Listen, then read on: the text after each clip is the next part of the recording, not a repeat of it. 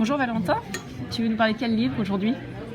Je vais vous parler d'une trop bruyante solitude, qui est un livre d'un auteur tchèque qui s'appelle Bohumil Hrabal. On ne sait pas trop comment le prononcer, mais comme on vient d'en parler tous les deux, il est disponible dans toutes les bonnes librairies. Donc une trop bruyante solitude, c'est l'histoire de Anta. Anta, c'est quelqu'un qui a une presse pour écraser les livres. Donc il passe ses journées à recevoir des livres et autres papiers, cartons, et il les met dans sa presse et il fait pour lui-même ce qu'il appelle des paquets. Et pour lui, il a des très beaux paquets où il met du Nietzsche, du Proust. Enfin, il fait des beaux paquets, des belles piles de livres pressés.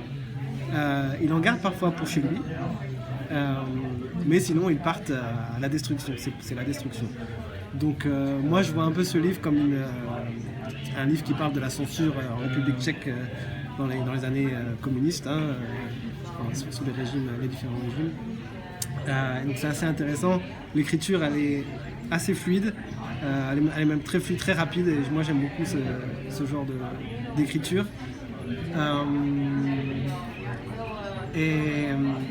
Donc une écriture rapide, c'est un livre assez petit et qui vous montre le cheminement de Anta, qui écrase ses livres, qui en même temps en profite pour lire pas mal de livres. En fait, il est très cultivé grâce à ses livres, mais le contrepoids, c'est qu'il est très lent.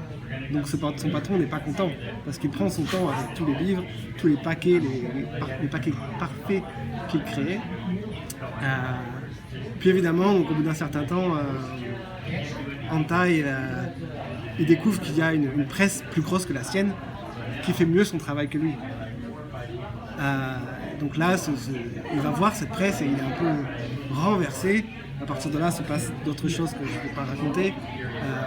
Mais on a aussi donc, cet aspect évolution de la technologie, rapidité des travailleurs, de la productivité. Qu'est-ce qu'on fait des gens qui finalement vont doucement dans leur travail, mais qui le font bien.